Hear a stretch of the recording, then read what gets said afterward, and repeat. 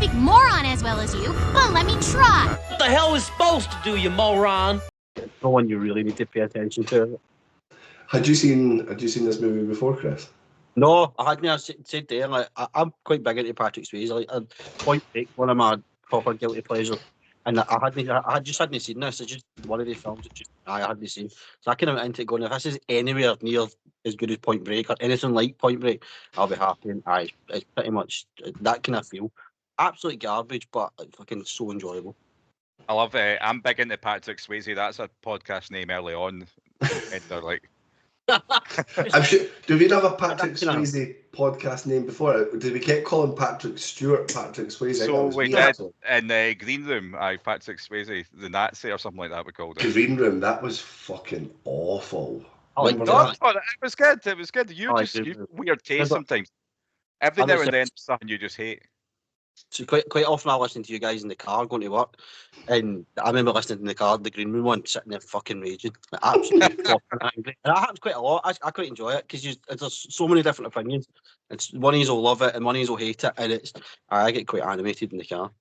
Well, Chris, you should just try to pick the movies to watch. Actually, we get bigger arguments picking a movie than we do actually watching it.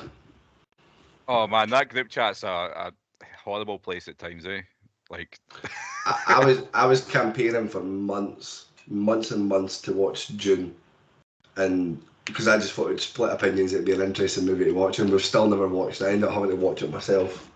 Aye, that'll never get watched in the podcast, Dune. It'd be funny though. I like it, but I imagine you turn it to shreds. I loved it. Even though I will say, I like the first one. It was the second time round watch for me. The first time I watched it, I was playing FIFA and I was so distracted. I wasn't paying attention. I was like, oh, this is shit. I'm just going to turn this off.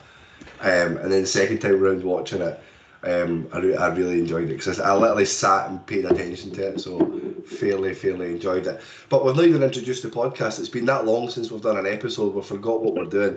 So welcome into another episode of Morons Review Movies. It's actually only our second one of the year, I think. Is that right?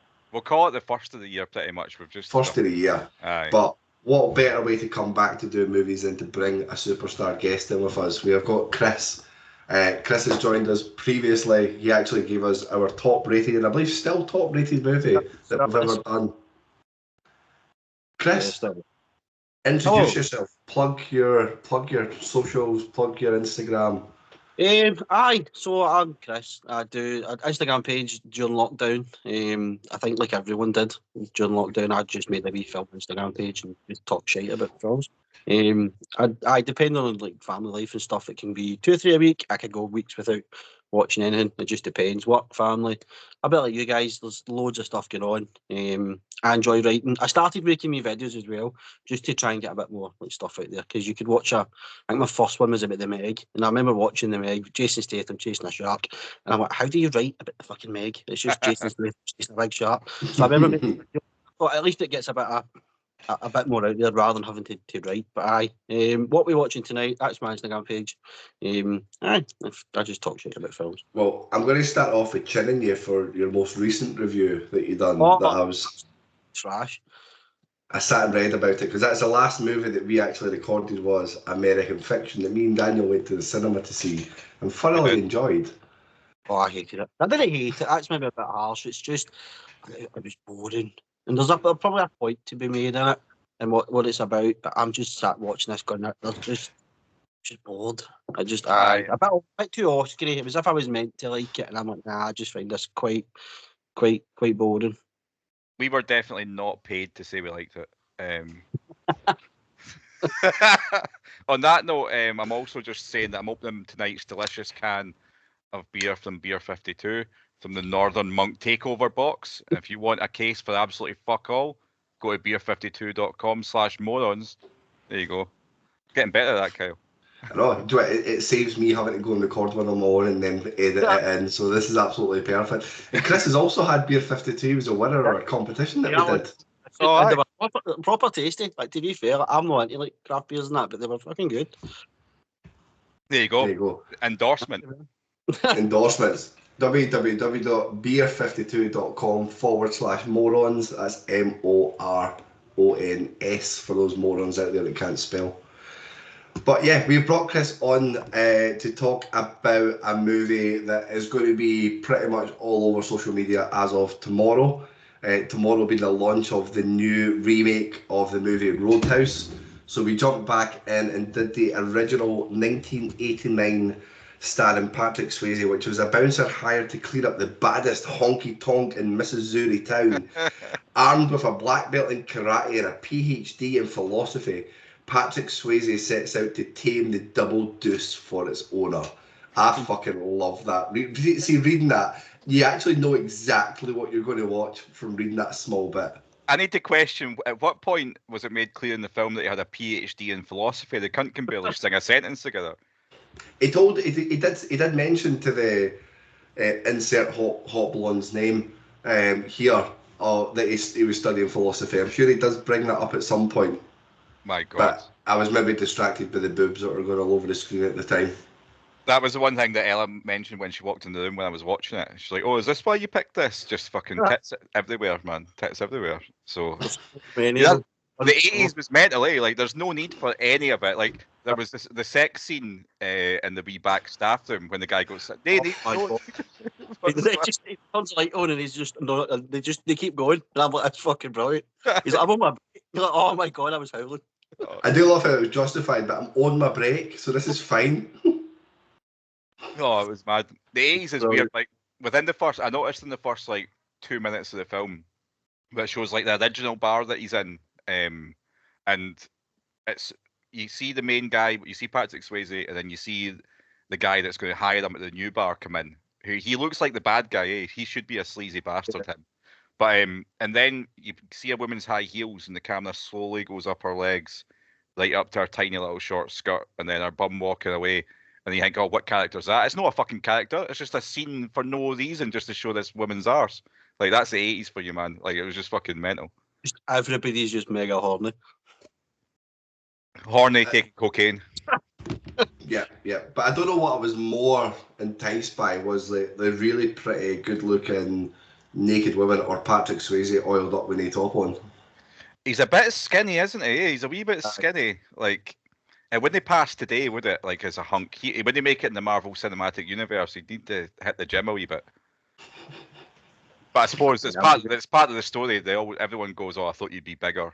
Idea, but I thought he'd be a wee bit more built up. So I wanted to bring up that I thought you'd be bigger part because I feel like there's some story before this that we should know about because they make the joke really early on, and then everyone seems to make the same joke.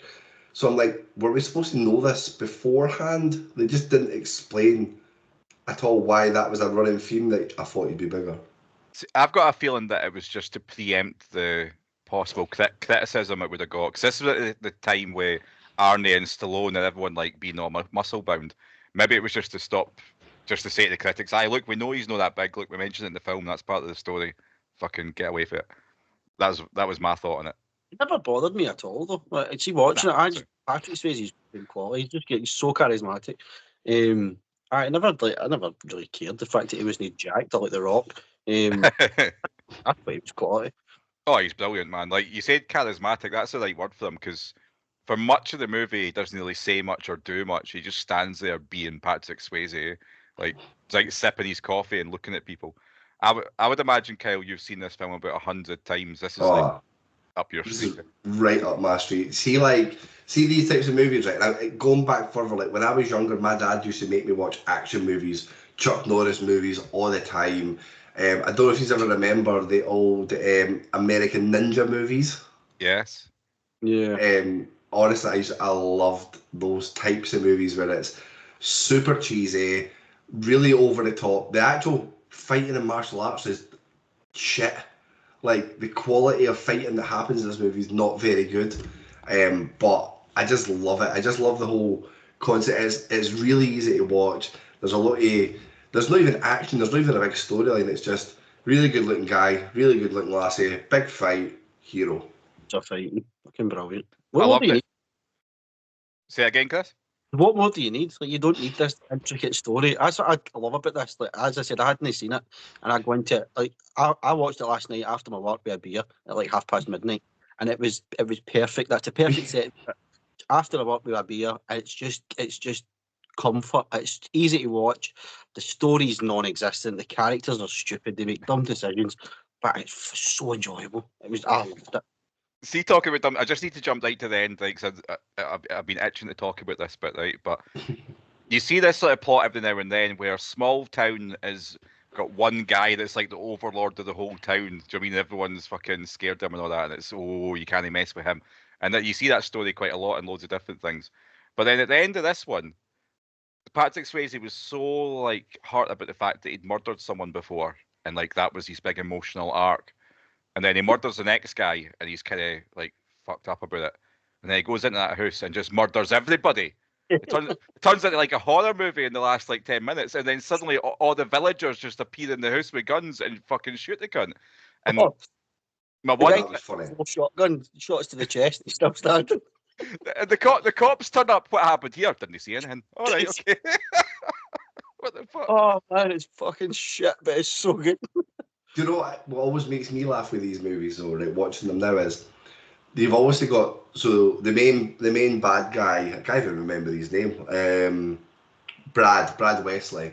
He's the main bad guy. He's an older guy, small, doesn't really have much about him. That's why he's got all these henchmen in front of him. Why is it always that guy that gives the most grief to the hero? And the fight, it bothers me so much, man. Like, he should just go in there, crack him one dig to the face, and that fight's done. Yeah. Simple as that. Nothing else needs to happen, and then that guy gets arrested, and then the film ends. Don't have Brad Wesley giving fucking Dalton the biggest fight when he's just had a big fight with the guy that he's killed, and then all the people with guns. Like, I don't know. I feel like when you fight the bad guy, that should be it. The best fighting bad guy, I suppose, is what I'm looking for. yeah, it's quite a common thing that it happens quite often. That, like, what John Wick, he kills all these like assassins and all these fucking amazing killers and all that, and then he has the hardest fight with the old man at the end. It's the same sort of idea here. Like, that guy suddenly just fucking. Can we talk about the guy with the pool cue, by the way? Like, that's like something like a spoof film when he starts doing the fucking juggling about with the fucking pool cue and then stabbing them in the face with it and all that. It's fucking funny. Like, this whole film's stupid, eh? But the more you think about it, it's fucking stupid. It is. Crispy. No, it's ridiculous, but it doesn't take itself seriously at all. So it's like you go into it with that. If the film has that attitude about itself, then it's even more enjoyable. You forgive everything because it's quite slapstick. It just doesn't care. That's what makes it enjoyable. If you don't need to take it seriously, it's just daft. Oh, it's perfect. Did you anyone spot which former WWE Tag Team Champion was in there? Oh, who was in it? Terry Funk. Terry Funk's in it. Oh, really? Aye, man. So he's in. See the bouncer that's there in charge when Dalton first gets there, and he chucks him out and says, you've not got the temperament." Right. They go, that's a young Terry Funk looking in his heyday, man, looking fucking class. No, I never noticed that. Oh, Terry Funk. So it will be interesting to see what the next Roadhouse comes, because that is obviously the next movie that's coming out tomorrow on Amazon with Conor McGregor as the main bad guy. So is he's going to be playing the equivalent of the guy with the pool cue, right? The sort of best fighter of the bad guys, I'm assuming. So I'm assuming. Like, I'm struggling. I was saying this to Chris before we came on. I don't know how are they going to link being the #1 fucking bouncer in America, or however that happens. They imagine having the reputation that everyone knows this bouncer. That's Dalton. Oh, I've heard of Dalton, the bouncer. But how are they going to turn that into fucking UFC fighting? I don't know. Well, this is it, because is this going to be one of those things where Jake Gyllenhaal's character was a UFC fighter who now is the cooler? I think on IMDb it has a plot as former UFC fighter goes to some bar to be a bouncer. Right. So I'll probably flash back to him as a UFC, because I know like they've obviously done stuff for the UFC and filmed like weigh-ins and shit like that. So I don't know. I mean, fair play. If you do any remake, try and do something a bit different. As long as it is a bit different, as long as it has the same against slapstick feel, then you never know. It might be decent, but it's just coked up Conor McGregor. I think he's going to be class because he's playing himself. Well, we're assuming so. A coked up, violent arsehole. Just how many pensioners did you beat the shit out of? We'll tag him in this and say, Chris says, you're Oh, he's a vile cunt, though, isn't he? Yeah. Like, Horrible. if he couldn't fight, he'd be absolutely nobody. Like, bothers me. But I bet he's absolutely shit in this film, and that'll be good. We can all laugh at him in the film. Because there's no way he's going to have any sort of range apart from being his same maniac self. It reminds me, like, show how you get all those meme pictures that's like a guy with like talking really passionately into a woman's ear and she's just got like a blank facial expression. Yeah. Like, I'd imagine that's every single interaction Conor McGregor ever has with anybody. It's just him right in somebody's ear shouting fucking nonsense while he's coked up. Yeah. Aye, nobody cares. I seen a thing on Twitter today, and I've just fact checked it there. Apparently, it is. It's come from his mouth though, so we'll take it with a pinch of salt. But Conor McGregor revealed that he is the highest paid debut actor of all time. Highest paid debut actor of all time in Hollywood. So he made over $4 million for this film. Apparently, nobody else has made as much in their debut movie. It's quite a niche, like he's Yeah, basically narrowed that right down to try and make it a thing. Like, who's he taking the record from? Like, who was that before? Who knows? Fuck knows, because obviously these people typically start somewhere in some shitty little independent movie before they make it big. I would still imagine, like, do you think Dwayne "The Rock" Johnson got more than that for the Scorpion King? Well, it says here Got a he few quid. surpassed Dwayne "The Rock" Johnson to secure it. That must have been the previous highest paid first time actor. But you've got to scale it up because, like, back in the 80s, like, I bet Hogan got paid a decent amount for being Thunderlips and that sort of shit. Thunderlips. In the Rocky movie. But like Mr. T, he'd never been in a film before until he was in Rocky 3. So I bet if you scaled it up, like, for inflation, there's been loads of folk more of them. Because you used to just pull folk for obscurity and put them in films back in the day. It was like a thing. Like, Sylvester Stallone found Mr. T at a bodybuilding contest and went, "You're fucking mental. Do you want to be in my movie?" Oh, That really? was it. Aye. Was That's never an actor before Stallone discovered him. I didn't know that's how they cast Mr. T as Right. in Rocky 3. That was it, and then that launched him into fucking the A-Team and all that stuff afterwards, man. Just going back to Roadhouse then, guys, it's funny because when I was sitting thinking about this today about coming on, like, how am I going to theme a review around a movie that's got no plot, just some action, some sex and some nudity, but I really enjoyed myself watching this. No, it's fucking great. It's just carnage. It's just objectively speaking, this is just horrible. Like, the acting's atrocious. Some of the dialogue's just like proper cringy. But again, some of the decisions the characters make are just mental. But you can't help but, like, it doesn't take itself seriously. So why should I take it seriously? And you need films like that. You can't know everything can be this fucking Oppenheimer 3-hour epic. Do you know what I mean? Sometimes you just trash, and it's it's great. It's fucking brilliant. I'm gonna I'll be devil's advocate. And I'll say there's actually almost too much plot in this film. Like, there's too many things going on where, like you get to meet the guy Red, happens to be the uncle of the doctor woman who happened to stitch him up that time. Like, imagine going in, getting stitched up after a bar fight, and just saying to the doctor, "You fancy coming into mine?" And that's it. No bother. Like, it's fucking. But we didn't look like Patrick Swayze. That's maybe normal occurrence for people that look like Patrick Swayze. Aye, too. Or if you actually are Patrick Swayze, I think it would have to be, because he's got that. I was going to say, he's got like the Princess Diana haircut going on. Like, it's not really flattering, but his hair's quality. That's just fucking brilliant. As I'm sitting here with fucking covering the receding parts, and he's luscious locks at whatever age. There's a reason I constantly wear a bonnet. Same. I'm growing my hair for the last world tour before I have to shave it off. Like, that's my plan now. Getting too old. Shave it for charity soon or something like that. Pretty right. But aye, so you've got Red, that guy who's got like the auto repair place or whatever, gets blown up. It just escalates from nowhere. Like, the barman was skimming 150 quid a week off the top. Do you mean like $150 for his uncle? Suddenly that goes to the fucking all the local businesses getting blown up, and then the guy that sold him the car, he only goes to buy that car so you can meet that guy. So, you know, there's a guy that owns the car place, there's a guy that owns this place, there's a guy that owns that place, and it just all seems to escalate into fucking mental chaos. Damage, monster trucks, explosions. Oh, that was hilarious. The monster truck going through the window because the guy's not paying. Fucking hell. And you could see that coming a mile away because the guy in the monster truck just parked up outside the bar earlier in the film. You're like, well, there's a monster truck there. That's definitely That's going to be getting used for used. something. Aye, 100%. I love the far-fetched stuff as well. Like one of my favourite ones is when his Mercedes is flying towards the people and they're shooting it with a gun. They're shooting the car and shooting the car and shooting the car. And it comes flying over the thing and spins there. They shoot it, it blows up, and he'd fucking stab the accelerator down to the floor. I mean, how did he manage to point it? It came from about 500 yards away. How's he point? He's pointed it perfectly, like perfectly straight. Fucking bullshit. Mythbusters be all over that.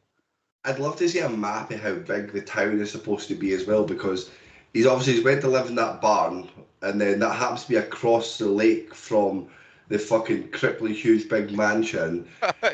Red's car, whatever repair shop, is along the street from the bar. Yeah. And it's like, why is everything's just so conveniently close? But they make a big deal about the fact that Dalton stays far away out of town in the barn.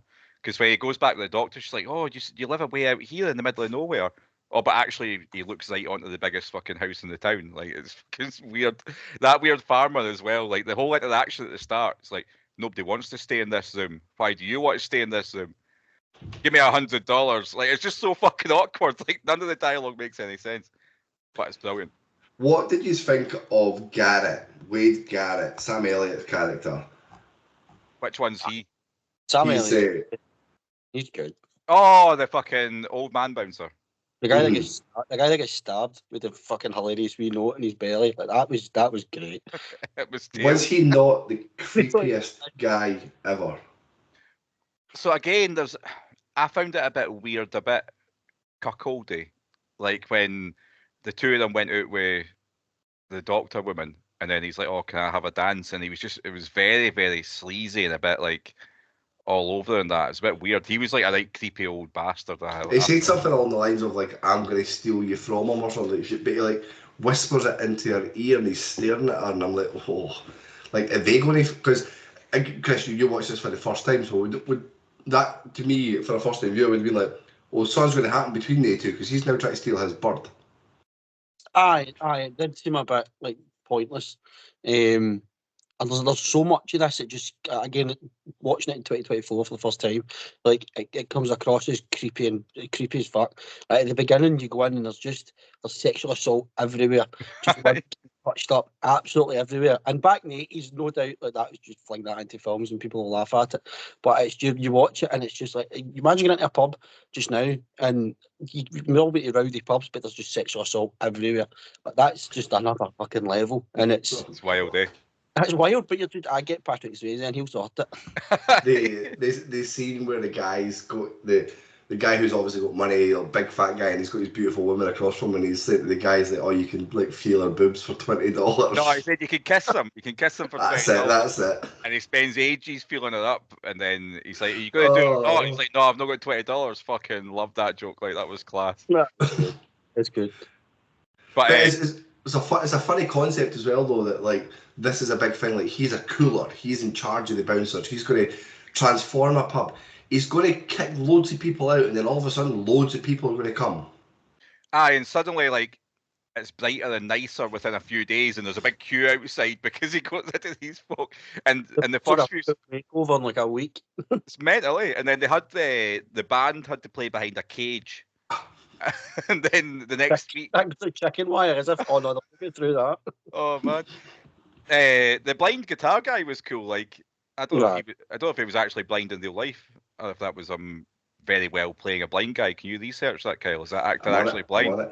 He's a Canadian blues and rock singer. He lost his sight as a child through eye cancer. Wow, fair play. Yeah, so he's not an actor. So. Do you know how when you watch on Amazon Prime, when you get like the wee bits of trivia or somebody's pop up if you pause it? So I had to pause it quite early on, and the bit of trivia that came up was see the band in the first bar. So no the second bar, but the first one he's in.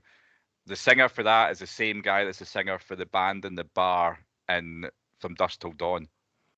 So it's the same band in those two films. Which I thought was pretty mental, like. And then because they turn into vampires and all that shit in Dusk Till Dawn. Yeah, it's a great film. I'm having a nosy at some of the trivia just in the background here as well. And the trivia goes exactly how you think it's going to go. Patrick Swayze's fame was causing problems during the filming because middle-aged blonde women kept attempting to come into his trailer. Rafts of Swayze fans would be sailed by whilst filming the big fight scenes on the river. I mean, I'm not surprised. He's a very handsome man, isn't he? This would have been... So when was Dirty Dancing? 88? 87, 88? This is after Dirty Dancing, isn't it? That's what I'm saying. So he would be massive because Dirty Dancing came out a couple of years before this. 87, yeah. Aye. So Point Break was early 90s as well. That was after this, wasn't it? That was after as well, because I think he was only in Point Break because they agreed to let him skydive multiple times because Patrick Swayze loves skydiving. I'm sure we spoke about that. Of course he does. Yeah, man. Can I be in the film only if we're going to do multiple skydiving scenes that are going to take half an hour of the film? Right, okay. Well, it says in the filming of this movie, hurt his knee, which took him out of playing Cash in Tango and Cash and being in Predator 2, so he done Ghost instead. Worked out well. It did, didn't it? Predator 2 was shit, and I mean, Ghost isn't great either, but I mean, it's iconic for him, and it was a proper famous film. Oh, it's super iconic. Like, absolutely. This is weird, but as a wee guy, maybe like 5 or 6 years old, I loved Ghost. I don't know why. It was such a weird thing to like as a wee guy, but I absolutely loved that movie. Like that and Quantum Leap, I loved at the same time. Anything about like? Did any of you ever watch Quantum Leap? Right, so No. Have you heard of Quantum Leap? I was going to say, is that not a fucking James Bond movie? But that's Oh, fucking hell. You need to look up Quantum Leap, right? So this was a show in the 80s, early 90s. I've gone well off track here, but I'm really excited about this. And it was about a guy who he was played by Sam Beckett, and he would go through time. He was displaced in time, and he would wake up, and he was a different person every time he woke up. So he would look at himself, but he looked in the mirror, he would be like a giant black woman, or he'd be like a little skinny guy, or he'd be just a different guy. And he had to solve some sort of issue in their lives, and when they solved the issue, he would leap again, and he would be in somebody else's body next week for next week's episode. It's fucking awesome. It was brilliant. Like Quantum Leap, get it watched. It's been remade and came out in 2022, 30 years after Dr. Sam Beckett stepped into Quantum Leap. No, they've no. Just leave things fucking alone. Watching everything, man, aren't they? Because it had the most heartbreaking ending. Because the whole point was that he was leaping every time to try and get back to his own life. He wanted to get back to his real life. So you think that by the time he got to the last episode, that would be him going home. But you learn at the last episode that he's never going home. He's going to live in this limbo forever. That's me. I watched it. Fucking scrap that off my list of things I was about to watch. Thankfully, the end's got fuck all to do with it. It's just weekly episodic shite. Do you know what I mean? Like, well, there's another 31 episodes that have been made, Daniel, since 2022. So go fill your boots on NBC's Quantum Leap. Nah, Jeez, I'm not interested in a remake of that.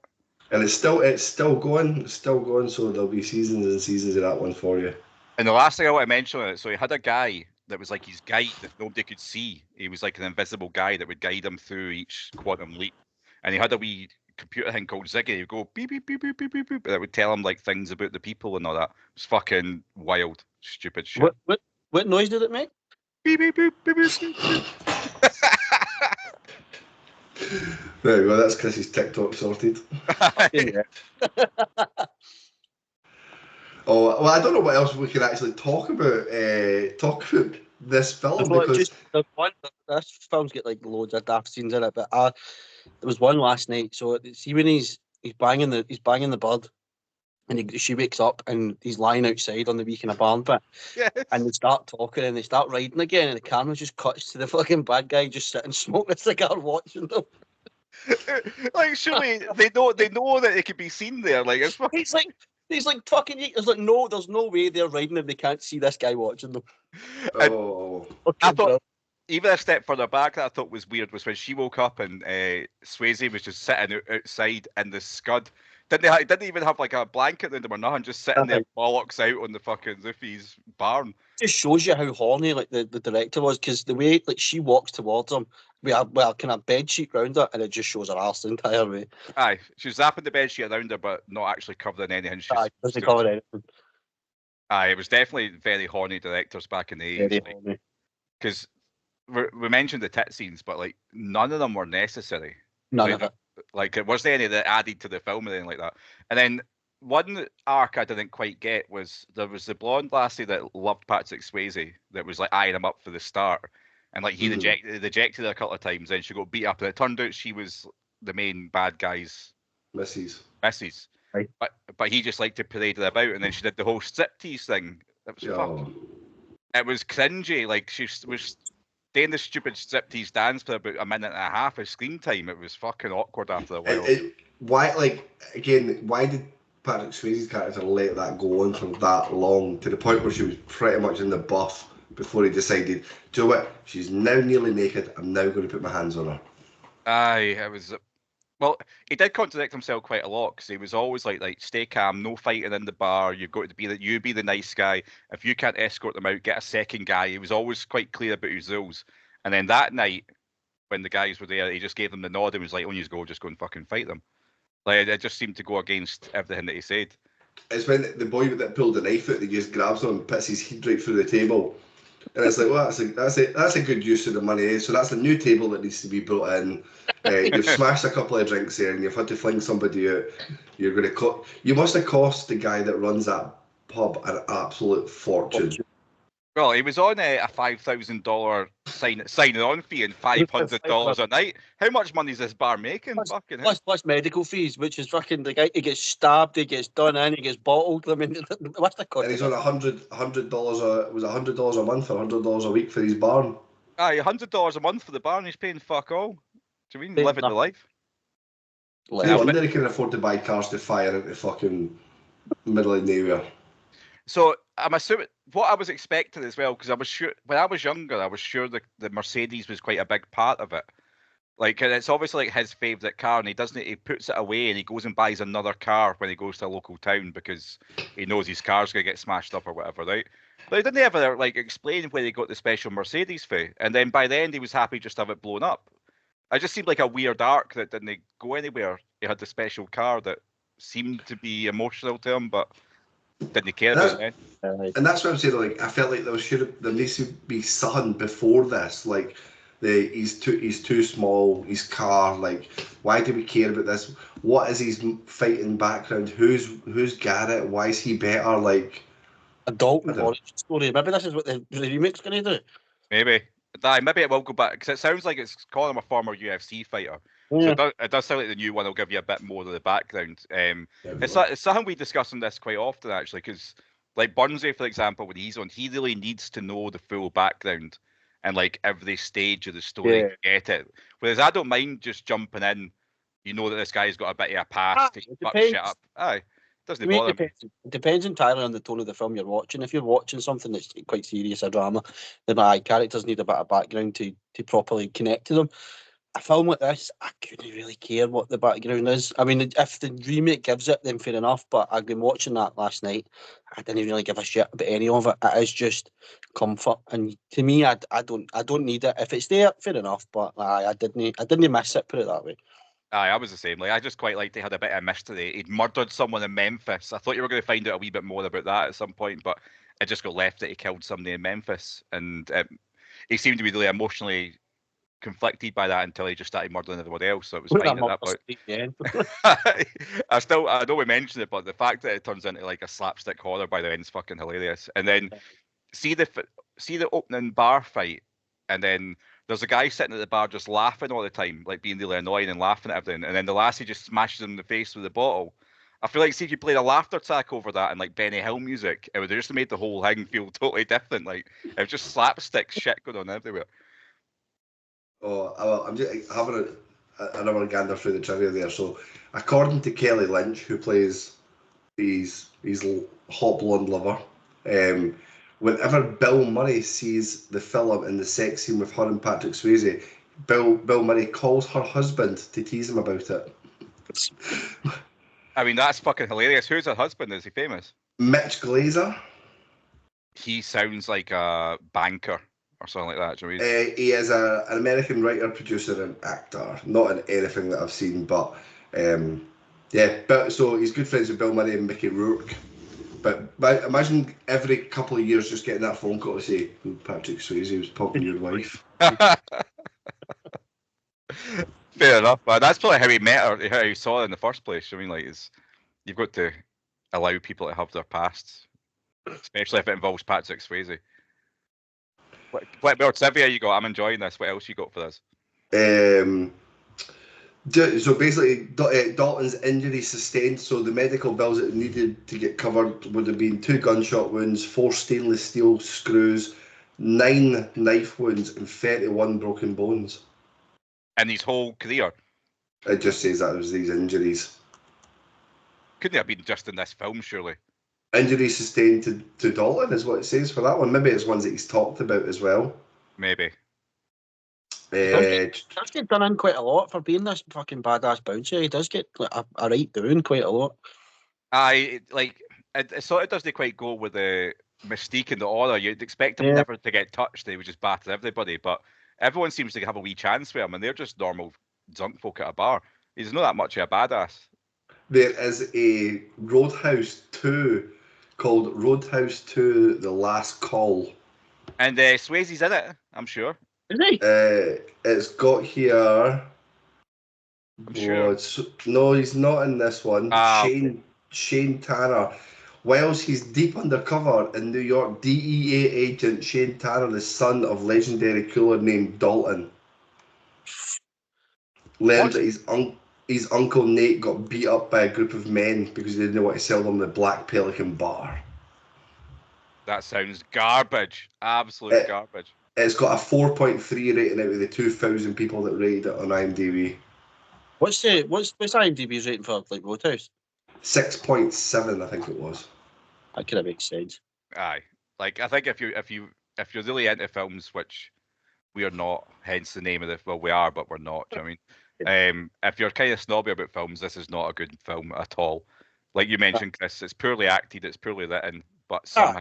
Objectively speaking, it's fucking terrible. But again, like I've said this for years, like you need films like this. I know everything needs to be fucking big epics and dramas. Like you need just trash. Aye, like just watch. You get sick of the same stuff all the time, and if everything's at the same level of quality, it stops becoming quality. That becomes the average, and then it just becomes shite. So like, I just think the 80s is due a bit of a revival, which seems to have been happening over the last 2 or 3 years. But it's mostly been that sort of quirky 80s style, like Stranger Things, where it's like, oh, let's look at the arcades and all this sort of stuff. What we need is like a flashback to these over-the-top 80s fucking cocaine-driven films like this. Because what a time it was to be alive, man. Remakes made. Yeah, get Van Damme type stuff out and go, like, just fucking, like, wild shit. Bloodsport, that would be a good remake. Oh, Bloodsport was class. Although, I've done a lot of research on the actual, it's based on a true story, but there's no evidence whatsoever to this story.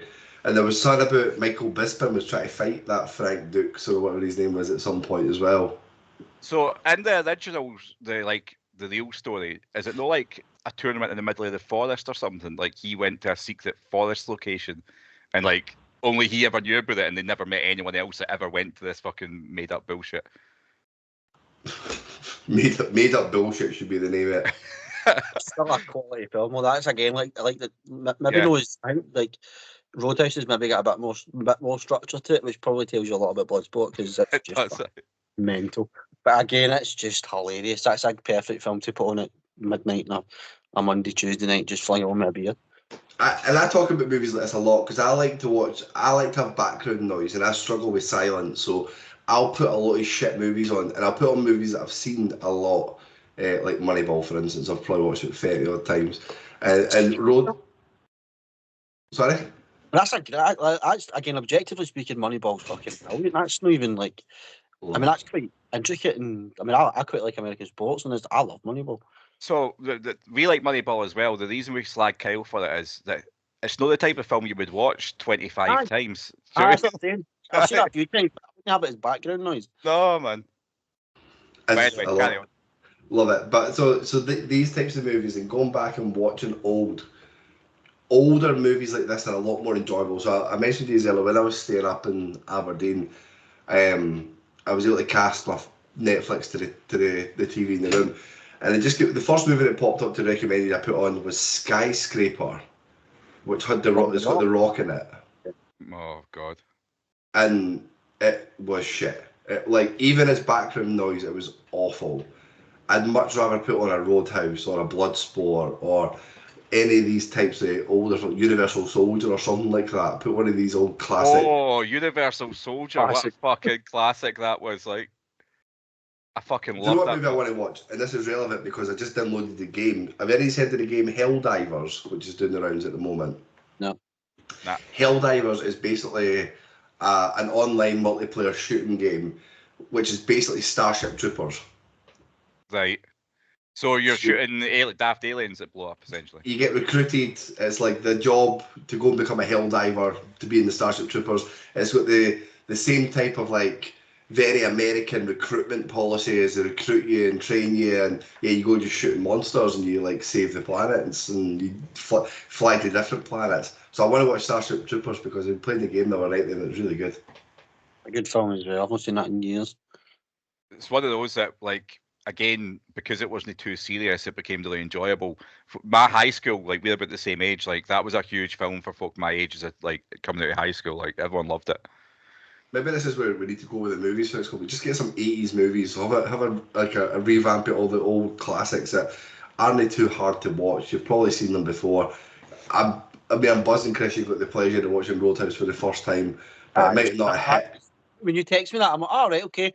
Again, it's something that it's just been on like many of lists on Netflix and Prime and stuff. I'll get like that's the kind of film I'll watch eventually, and it gave me an excuse to watch it, and it was I fucking loved it. These 80s films, 90s films, they don't take themselves seriously, and a lot of the kind of modern ones like that, like especially ones with The Rock, like they take themselves too seriously, and that's when I kind of just zone out and go, nah, this is just garbage. Like films like Roadhouse, we know they're garbage, but they know it as well. So Aye. it's just fucking, it's brilliant. It's great to watch. It's just fun. I can't think the last Dwayne Johnson movie I watched. Like, nothing that he's in ever really appeals to me. Like the Fast and the Furious movies or whatever random action film he's done, like a film called fucking Skyscraper.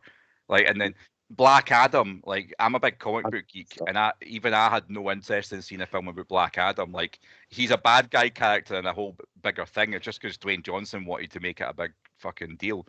So I mean, like, and now he's back in the WWE, fucking being the ultimate heel, which I absolutely love, to be fair. Team Cody, fucking WrestleMania coming up just for get that in there. Have you seen, speaking of superhero movies, has anyone seen that Flash movie? No, I've no desire to watch it, man. No desire. It's 2.5 hours long.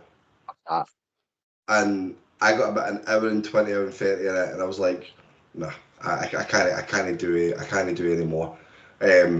Watching Michael Keaton's Batman flying about and jumping about and stuff and that.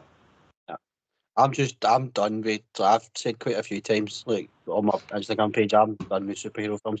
There's a few that I'll get excited for, like the last Spider-Man, Batman, and potentially X-Men, because I used to love the cartoons when I was a kid. Yeah. They're the kind of three, but like see that there's too many, and Disney's making you watch so many fucking TV shows.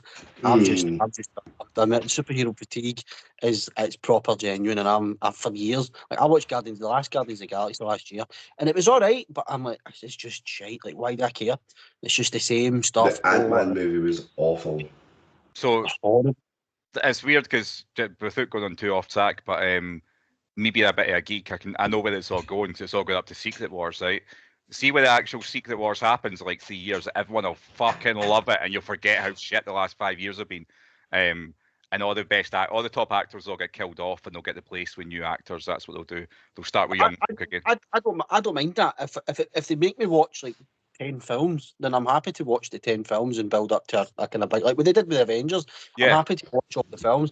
It's the fact that they make me watch individual TV shows. Yeah. I mean, you'll start to learn now. See, with kids, like I'm very selective about what TV shows I watch, because that's 10 hours. Like you can watch time. Films like 10 hours for something that's average is just it's a hard sell. So the fact that they're making us watch multiple seasons of different TV shows and they all interlink, like no for me. They all came out really quickly because I like a process. So like I watched I made my missus watch the Marvel shows from timeline order from the start all the way through until we made to Endgame, and she loved it. But see, once Endgame finishes and it's in, right, cool, now you've got Loki, which is a series, and then you've got WandaVision, and then you had Hawkeye, and then by the time, like, I was keeping up with it quite well. And then when you start missing a couple of episodes, then it was like, shit, I'm actually 4 different shows behind now. I'll just no bother.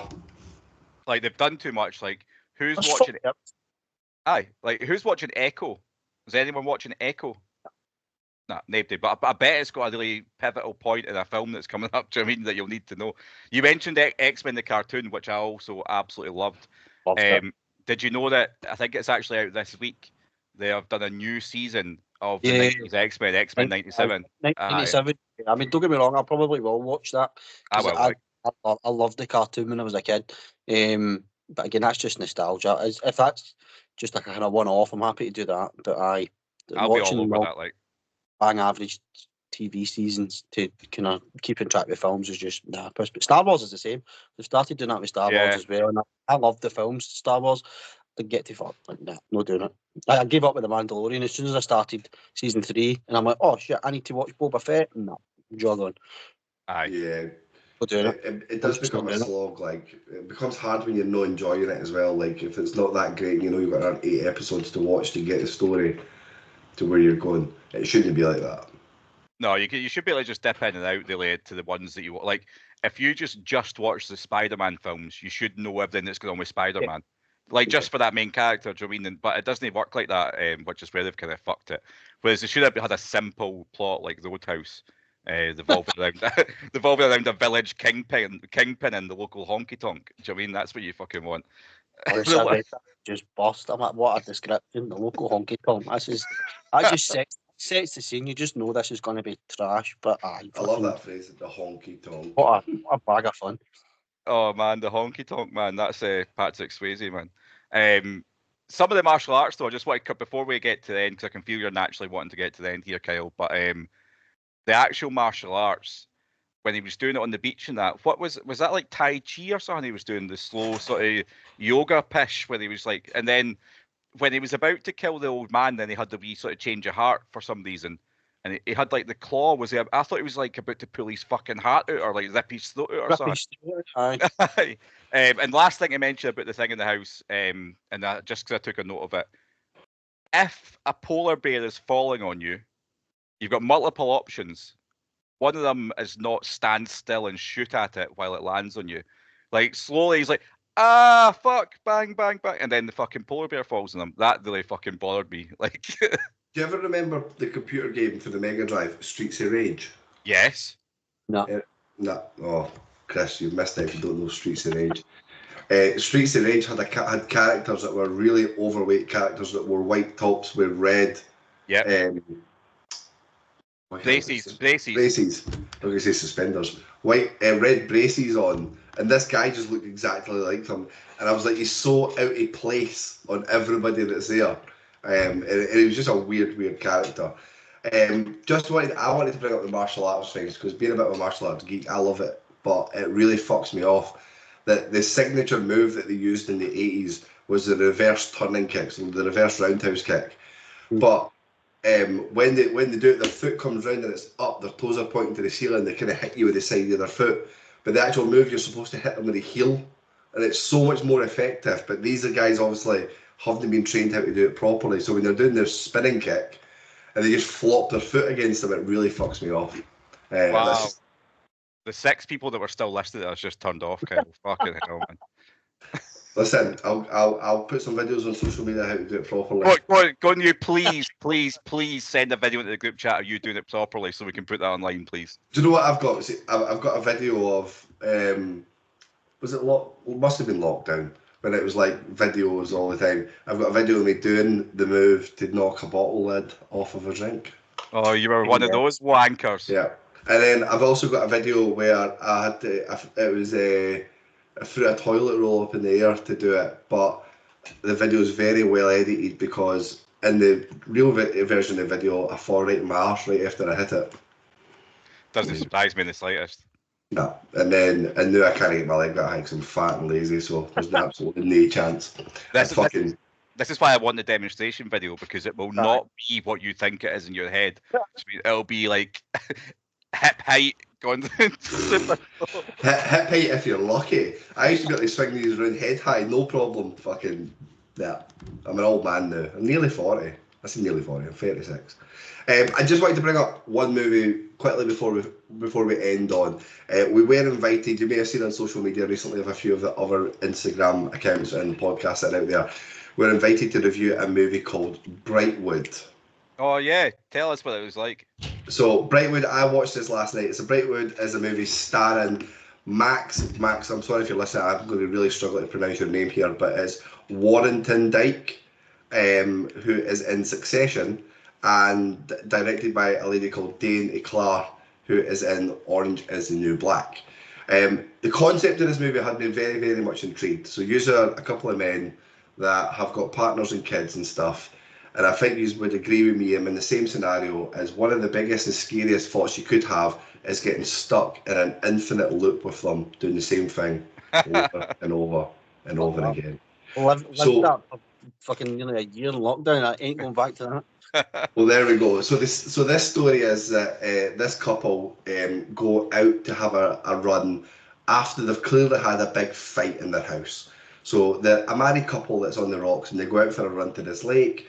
As they're running round the lake, they realise over and over that they keep coming to the same spot that they've been stopped at arguing at. So they're in this infinite time loop where however fast they run, wherever they run, they always end up back to the same spot, whilst arguing like fuck the whole time.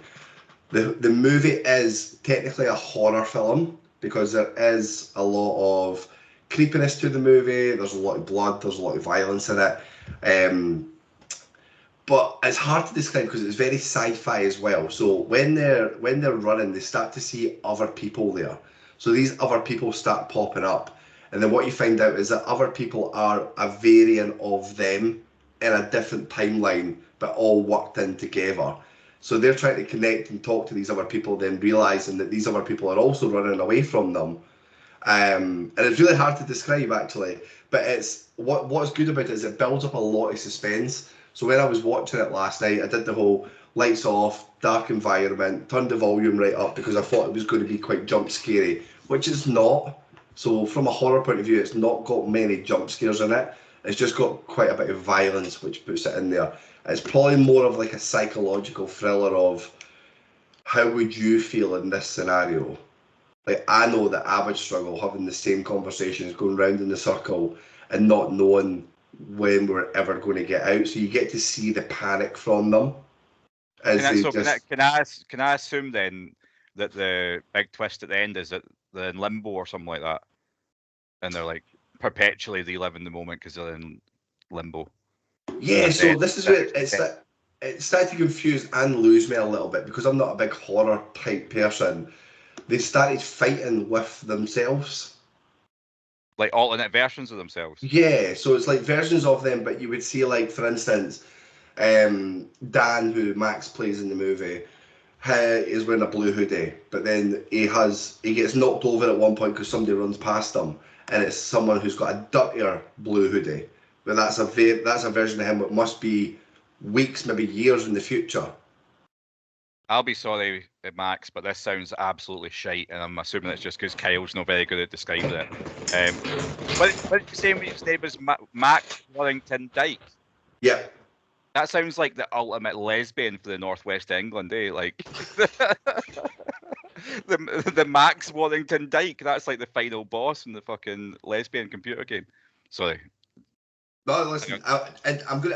I like the idea of it, and what I've seen after reading about it a little bit is it was a short story written by the same person that directed it, which I think this is more akin to being a short movie. Like this in a 10-15 minute film would be perfect. Build that little bit of suspense.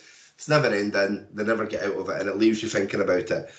I got lost on this because I didn't believe the story of them as a couple that were falling out. A married couple, and he had been accused of being seedy to her workmates. She's then saying that she doesn't like him, doesn't want to be with him, but there was no real, I don't know, they either both had just accepted that they were separating, but they were stuck in this loop, or I couldn't believe that they were a couple, if that makes sense.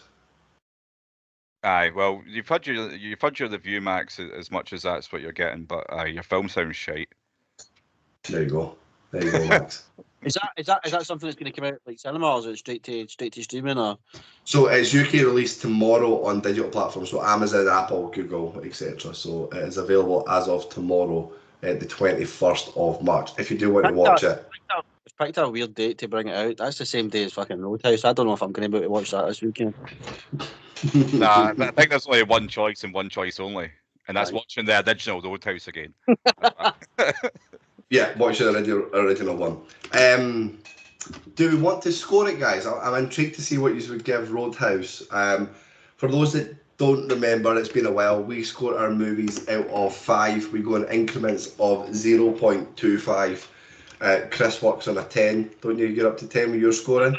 I started doing that for like new releases on my page. I've said before, I find it quite difficult to score films. I actually don't really enjoy it. New ones, like new releases, a wee bit easier, but I tend to struggle. It's just like comparing films that just shouldn't be compared, and I can't help but compare films if I score them all. Yeah. So asking me to score a film like Roadhouse, again, how do you score it? Do you score it objectively, in which case it's a fucking 0.5, or do you score it like how I enjoyed it, in which case it's closer to a 5? Let's face it was great. But then I So start yeah, I comparing, think I fall into the camp of mixing the two things you've said there. Like, Yeah. I can't give this a 5 because that's exclusive for the big movies that I've watched. But this is going to be scoring a lot higher than what would be critically acclaimed movies that are sort of really low down our list. Think about your enjoyment of watching this. Would you go back and rewatch it? So to give you an example, if I look at our list and I'm just going to pluck halfway, I say halfway down. Take, for instance, the movie Con Air. Con Air's could be people's favourite films. That's a 3.1. It's good as well, isn't it?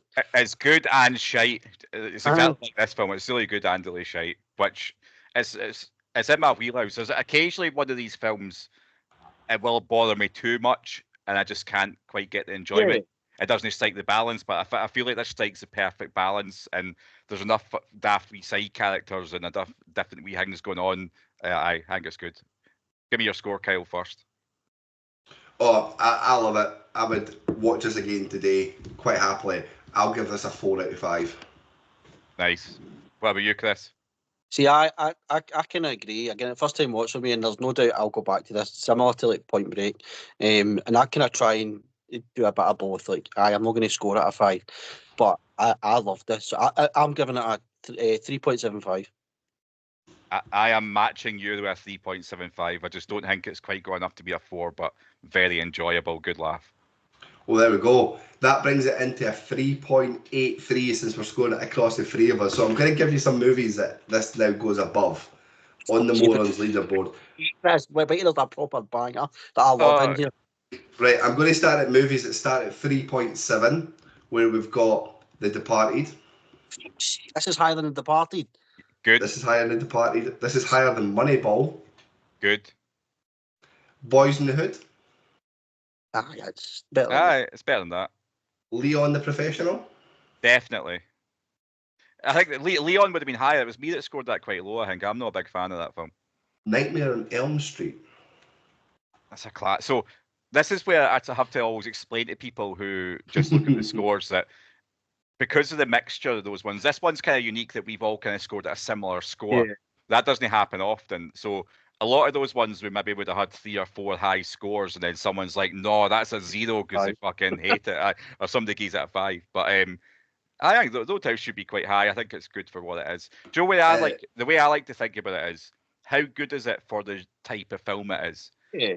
So do you mean like if it's a slapstick comedy, is it the best slapstick comedy? And then I'll give it a 5. Like we did Airplane. Did I give Airplane a 5? I might have. Fucking like absolutely perfect for what it is. But aye, that's the way I try and look at it.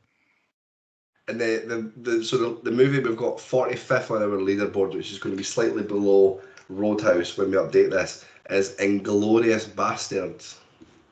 That was your fault, Kyle. You hated that. It was shite. Aye. Oh, it was pish. See, don't get me wrong.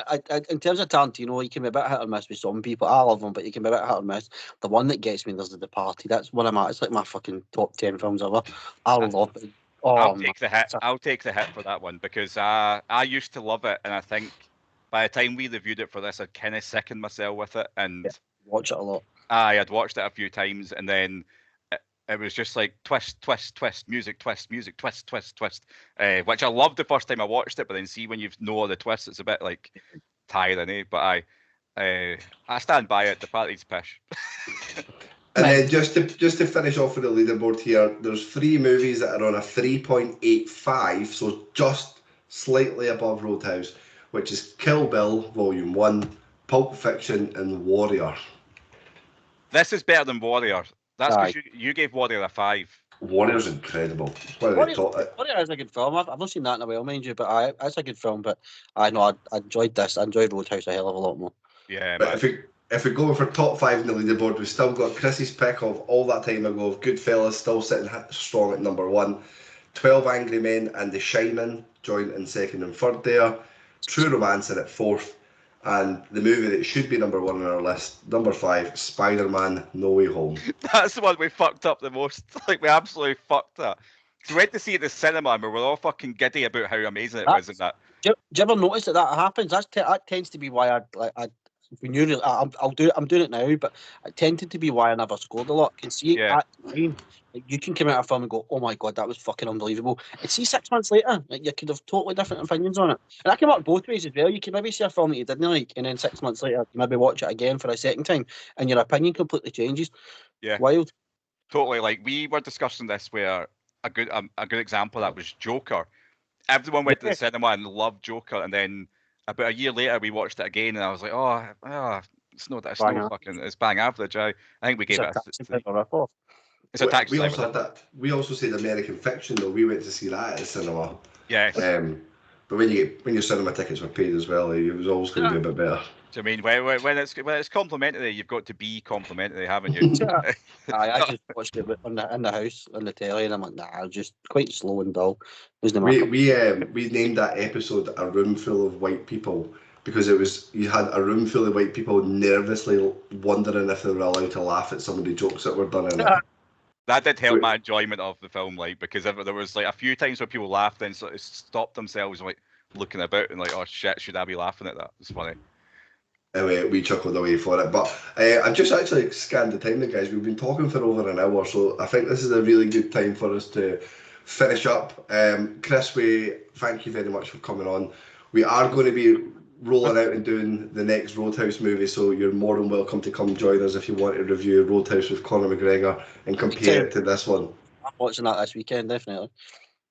I'll be watching this weekend as well. I think a few of the other lads are going to join us in watching this one as well, so it'll be good to have more people on to discuss it. But thanks for those that are still with us after an hour of listening. Please jump on and give Chris a follow on his Instagram, like I said earlier on, What We're Watching Tonight. Have a look at his reviews. Slander him for his American Fiction review, please. Bring it on. Should be much better than what it is. But no, thanks very much for coming on, mate. I'm glad you got to see a movie that's an absolute classic that you've enjoyed as well. I always take a bit of pride when people enjoy the movies that we ask them to watch. Doesn't happen often. No, especially when it gets a good review as well. Like, if it's a good score, there's nothing worse than when you suggest a film to someone and they fucking slaughter it. Well, our whole group chat is getting slagged off for picking shite films now, so everyone's too scared to pick a fucking film, eh? But it's been an absolute pleasure tonight after being off for a wee while. I forget how we finished this. Do you want to say goodbye, Kyle, or something like that? No, I have my overly cheesy line that I've been saying ever since we ever started doing these. Well, you used to do it and then you stopped. You got a bit sloppy, didn't you? I know. Do you know what? I get so distracted as well because I've sat here for an hour and not done more than one thing, and I'm getting itchy. But it does bring us to the end, and as morons do, bid you farewell. Fuck off. And then have this wee awkward silence bit where we're like, what do we do? What do we say? How do we stop it? And then you just stop it. Sorry I don't speak moron as well as you, but let me try. What the hell is supposed to do, you moron?